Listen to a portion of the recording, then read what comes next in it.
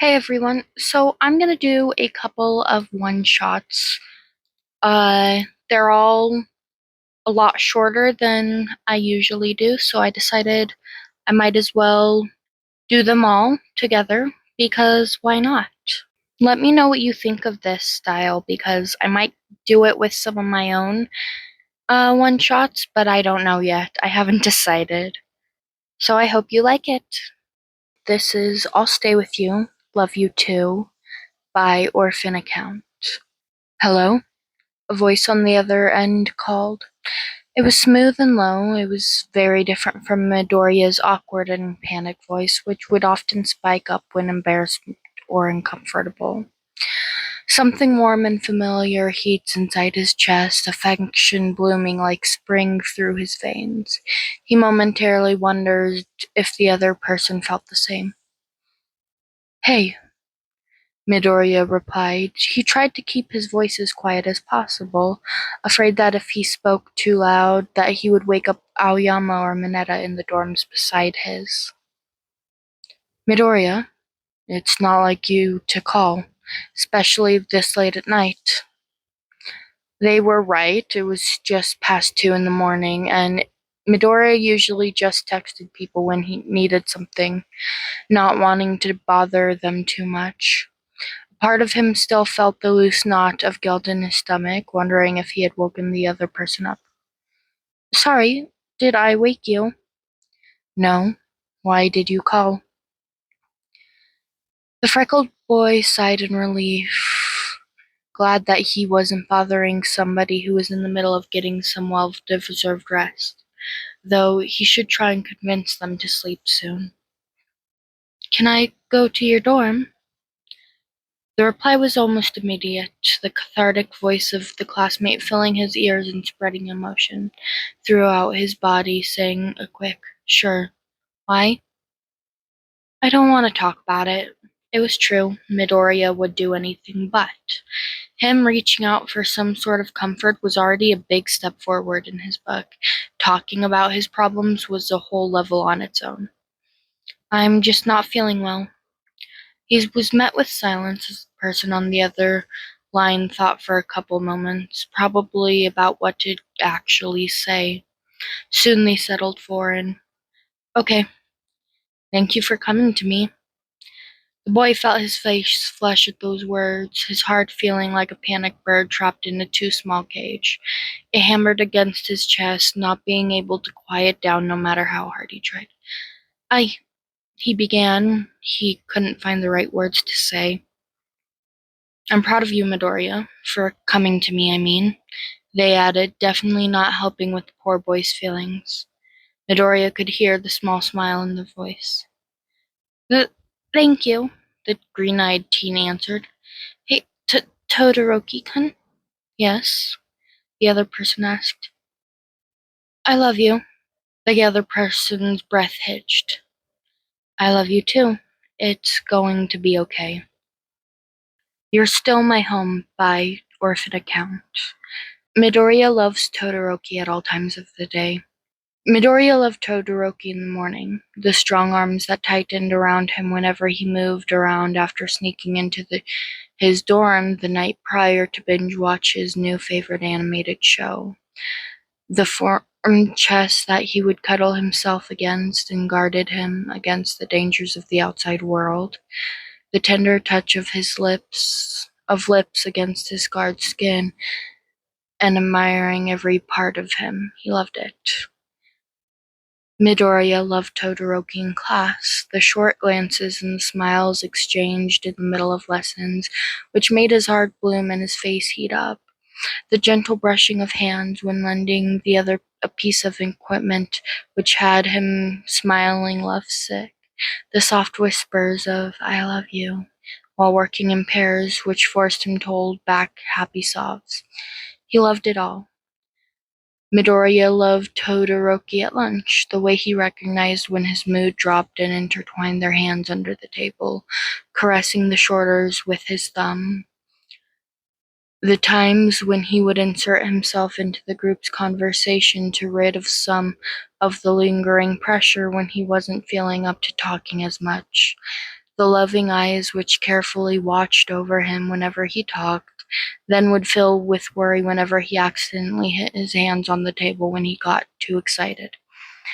He loved it all. Midoriya loved Todoroki in the afternoon, the ghost of a smile on his face when he spotted him in the common room, body buzzing and waiting for a chance to start talking about a subject that recently interested him. The light teasing pokes whenever they pass each other but are itching for some kind of touch and affection, the silent invitation given by the tiny raise of an eyebrow to take their leave when things were getting too loud, too energetic, or too late. He loved it all.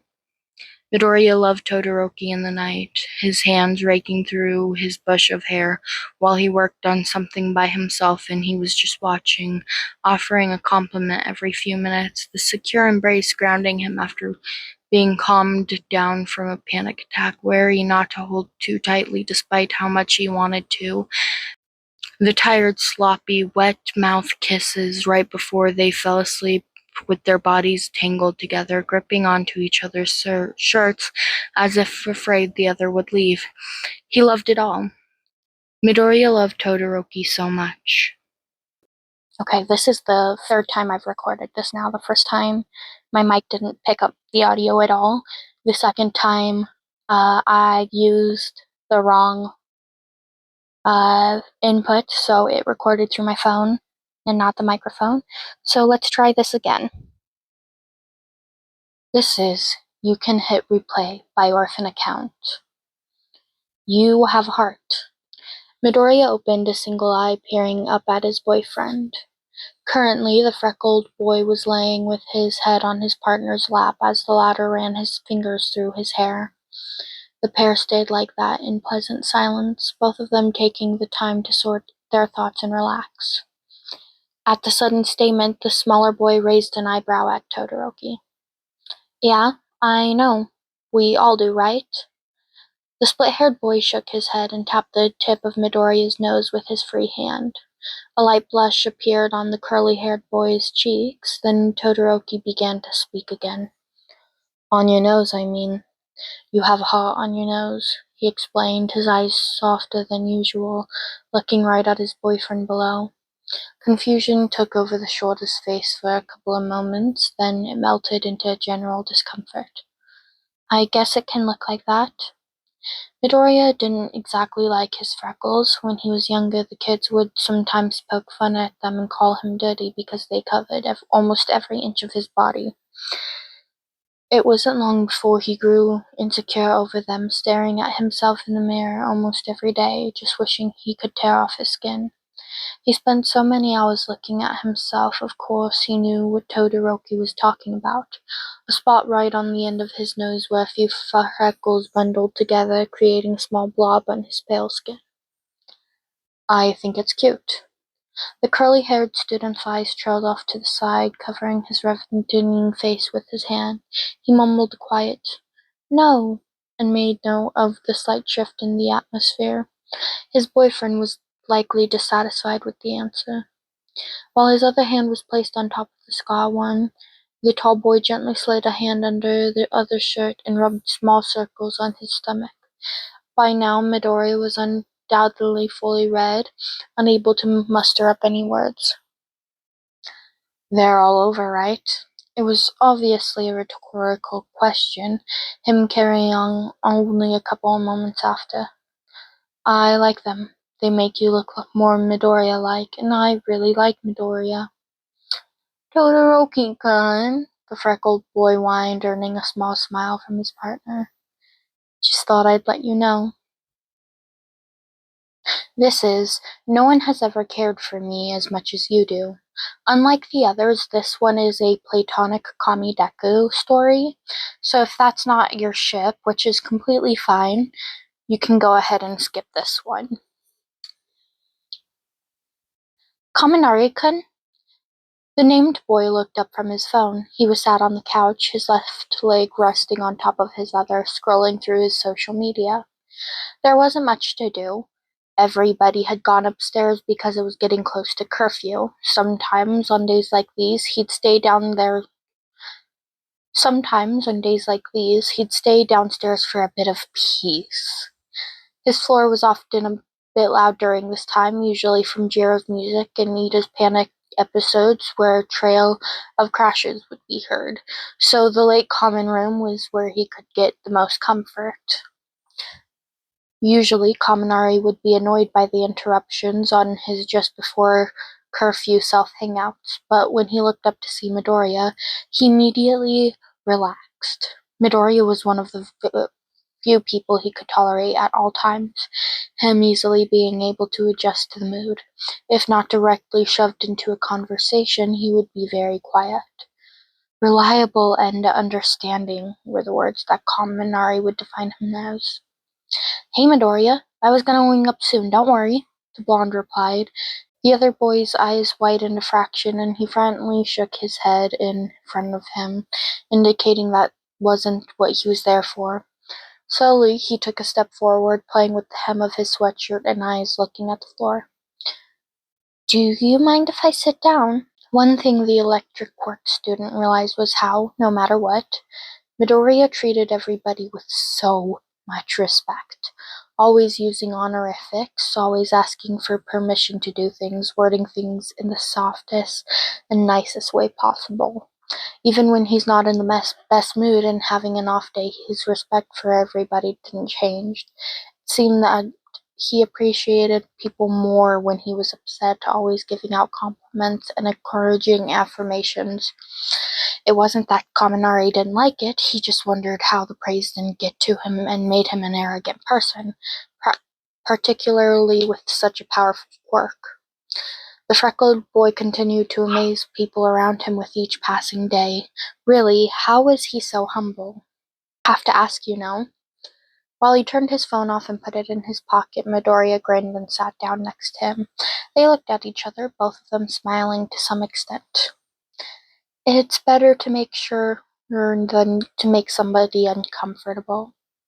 Kaminari shrugged and melted into the couch. Around the green-eyed boy, he could be freer and truthful without worrying about being judged. It was probably what he was going for, to be dependable. He was more often than not willing to take care of other people's problems and transfer all their anxiety onto himself. Kaminari would occasionally worry for him, knowing that was not healthy, but would forget about it when he seemed to be doing so well. "Anyways, I wanted to ask you something," Midoriya asked with nervousness radiating off of him. He had no reason to be so afraid of asking a simple question, so why was he? He may not have known what he was going to ask, but he could never imagine himself getting mad or upset at Midoriya. There were times he was upset for him, but that was different. With a nod, he said, "Go ahead." The curly-haired boy shifted around for a couple of seconds, which was time spent gathering the courage to carry on, Kaminari guessed, then lifted his knees to his chest. Wrapping his arms around his legs, his head lay on his knees facing the electric quirk student. His gaze was warm, not like the sun, no. As much as his gaze seemed to capture every part of him, keeping him warm and secure, it was not like the sun. The sun easily overwhelms people with its intense heat, forcing things out of him, hurting you if it's there for too long, and it won't stop until you move. Midoriya's was different. His was more like a blanket. It kept that same feeling of warmness and shelter, wrapping around him and holding him close. Yet it never pushed past that. It was soft upon him, tingling against his skin and making friends with the small bumps that rose from under the surface. Sometimes that blanket would slip, leaving Kaminari feeling more vulnerable than before the blanket, with the sudden lack of protection. This just made it feel more natural, more human. There was no force, no hurt. There was no chance of unsafety, no need for preparations. "Are you doing okay?" That wasn't the question Kaminari was expecting, and it definitely wasn't something somebody should get upset over, leading to no real explanation as to why he was nervous to ask it. He didn't know what brought the question up either. He hadn't said or done anything unusually troubling. Both of them didn't interact with each other much. He had to admit he did feel an odd sense of warm discomfort sometimes during the day, so it was probably Midoriya peering at him. Besides, he wasn't going to be agitated at him for looking at him a few times. I'm doing good. Why? Midoriya bit his lip, directed his field of vision to somewhere in front of him, away from the electric cork boy. Rocking back and forth now, a quiet string of mutters erupted from him. If they weren't so quiet that Kaminari couldn't hear him probably, he would have felt bad for listening in on something that felt so private. He let some time pass, waiting for the boy to sort his thought, process, and say something. Well, he assumed it was to sort his thoughts more than anything. He was always thinking way too hard and second-guessing himself, which Bond would later learn came with his anxiety. The freckled boy nearly always tried to make himself look small, physically and metaphorically too. Oversized clothing, hunched back, nervous-eyed, mostly quiet. He could easily grab the attention of everybody in the room, making himself known, yet he chose to do the opposite. It was absurd how easily the boy could manipulate the mood just by his presence. He let out an uncharacteristic sigh, signaling the taller boy up to the conclusion of his muttering. It's just, I've been worried. Like when you short circuit, does it hurt? And the people who take advantage of it are horrible. I'm so sorry for some of the things that happen when you're in that. Honestly, they should know not to take advantage of somebody like that, and being called names and constantly being degraded, even as a joke. I understand that it can go too far. Of course, you don't have to tell me anything. I was just worried, that's all. People taking jokes too far. The subject was a Tasenda in their class, countless people being afraid to own up to their own mistakes, and others afraid to make their classmates feel regretful. Had it not been for Midoriya at this moment, Kaminari would have reasonably snapped under the demand and expectation of having to improve at a rapid pace. Catching up to the others was hard, he learned during middle school. Thankful for this opportunity, he maneuvered closer to the green-haired student. Just when the blonde became unsure of whether or not to touch him, the other brushed their shoulders together. Kaminari looked at him with a ghost of a smile. I don't think it hurts as much as I sounds, or I think I've gotten used to it, he started. What people do with me, on the other hand. Take your time, okay? Yeah, I wish I could tell them to stop. I have minimum control over my body, but that doesn't mean I'm a rag doll. If I told them, I don't think they would take me seriously. Most things I say are pushed to the side. Following a nod, confirming that he was still listening and paying attention, Midoriya laid his head on the boy's shoulder. His curls brushed against the electric boy's neck, the softness of them stroking the sensitive skin. Kaminari felt his voice clump, stuck, unable to get any sound out as words tickled at the back of his throat. They begged for escape, saddened wind forced down. They traveled down, forming an odd weight in his stomach, and an unsettling feeling lingered. That was until, from the corner of his eye, he saw the green-eyed boy twist and look at him, patiently waiting for his next words. The weight was ostensibly dissolved. Kaminari wondered how long it had been since he had felt this calm around somebody, and when was the last time somebody really listened to him. Stuff is hard, I guess. I struggle, and I'm not the smartest. Being constantly reminded by everybody isn't the best feeling. The freckled friend hummed. I understand. Stuff gets out of hand, and you feel helpless. The blonde's head bowed. I can ask people to stop, or I can try to find you when you need it. It might be not be all the time, but if I get worried, I'll get to you. I'm proud of you, you know. You're doing great. I mean it. Out of the bloom, Carminari stiffened as he tried to hold back a wave. Tsunami would be more accurate of emotions. He felt the shorter boy smile, and he stood in front of him, and wrapped his arms around the electric quirk classmate. Although not as light as a gaze, but as weighty arms, the blanket from earlier was back. The unexpected might of Midoriya's arms guided guarded him as he dug his face into the crook of his neck, weakly resting his own arms on the boy's back. He didn't know how much he needed to hear those words. Hands began rubbing circles on Kaminari's back, slowly easing him back into relaxation. The kindness of the embrace did wonders. He was hesitant to pull away. With the blonde in such an exposed position, he gripped onto the back of Midoriya's shirt with no intention of letting go. No tears were split during those few minutes. When the green-eyed teen pulled away first, a benign grin stretched across his face. The taller of the duo asked himself how he managed to meet and become friends with such an astounding boy. When the green-eyed teen pulled away first, a benign grin stretched across his face. The taller of the duo asked himself how he'd managed to meet and become friends with such astounding people. Do you want to maybe go to my dorm? We could just watch a show or something. Talking about it can be cathartic, but you don't have to. It's your choice, obviously. Face flushed, Midoriya took a step back and let Kaminari have some room. The feeling of the curly-haired boy's firm arms around the other boy remained ingrained in his subconscious. He wouldn't mind encountering that again. Can we cuddle? His classmate's face visibly lit up and nodded enthusiastically.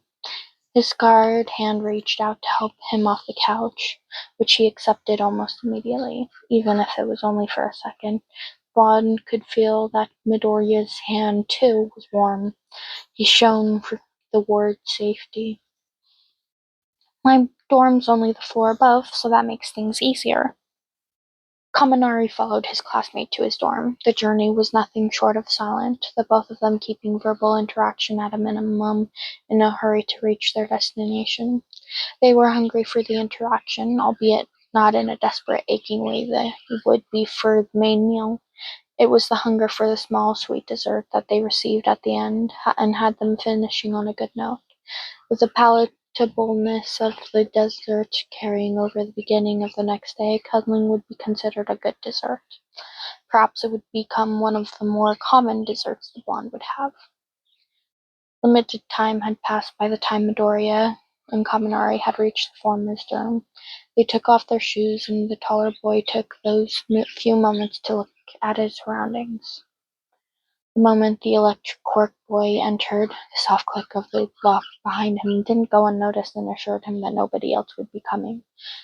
He identified the many of the heroes on the wall. However, there was a distinct change upon the shelves and other places used to store more petite things. The shelves, previously displaying dozens of All Might figurines and plenty other hero merchandise, were replaced with an impressive amount of horror novels, comics, many of which unrecognized by the blonde, so he assumed they were pre-Quirk era comics, and ordered notebooks. On the desk there was an extensive amount of loose papers, pens, markers, staples, and other note-taking essentials. Appearing to be the only unorganized part of the room, it was most likely used more often. Slung over the chair was a large gray hoodie. As that final detail registered in Kaminari's mind, his friend walked over to it. The freckled boy quickly took his jumper off and slipped the gray fabric on with ease. Former article of clothing being thrown into a basket in the corner, Midoriya ordered an expeditious grin before charging and plunging onto his vet bed.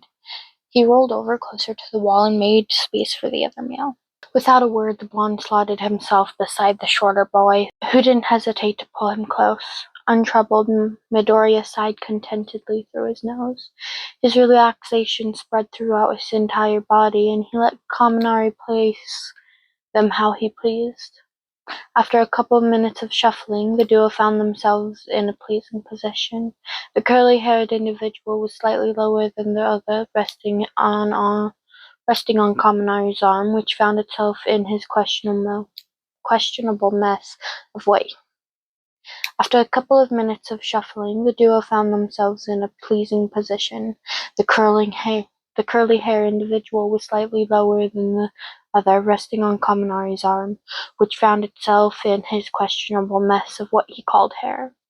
Midoriya's head rested on the blonde's collarbone, whose face was dug into his green curls, and had both of his scarred arms around his friend's, pulling them closer to each other and giving as much security as he was receiving. Kaminari's free arm was wrapped around the green-eyed boy's waist. Their legs were in a comfortable tangle, and the duvet pulled over the lower half of their bodies, adding passion to the moment. Midoriya, the electric quirk classmate noted, had not complained once Midoriya, the electric-quirked classmate noted, had not once complained about what they were doing and leaned into his touch gently. He prided himself on being able to protect others, and this was one of the rare moments where he let himself be protected as well. Their position rarely changed. If it did, they were just pulling themselves closer, holding tighter, moving the duvet, or rearranging their legs to get some cold air. And all was quiet with the exception of the happy puffs of air or the short statements. Sometimes Kaminari would compliment the scent of Midoriya's hair, how strong he was, and how strong and warm he was, his calming personality, all of which earning a quiet laugh in response. Sometimes Midoriya would ask about Kaminari's days, how he was feeling, stuff he would like to work on in the future, and he would answer earnestly. Sometimes the two would melt into their embrace, inhaling every bit of warmth they could, no words exchanged. The green-haired boy quietly yawned, momentarily gripping the back of his friend's shirt. The latter could feel his smile against his skin. I hope you don't mind sleeping here, because I definitely won't be letting you go now. Sorry, he whispered. Kaminari chuckled and grinned. You're lucky I'm wearing a t-shirt and sweatpants, he teased in response, making them both laugh. But it's fine. This is nice. Thank you. A nod, then Midoriya allowed himself to ease his breath and drift off. Only minutes later did Kaminari follow his lead with a smile on his face. If this is what heaven felt like, then maybe he didn't mind dying. If Kaminari bragged about it to Kirishima and Sarah the next day, well, nobody had to know.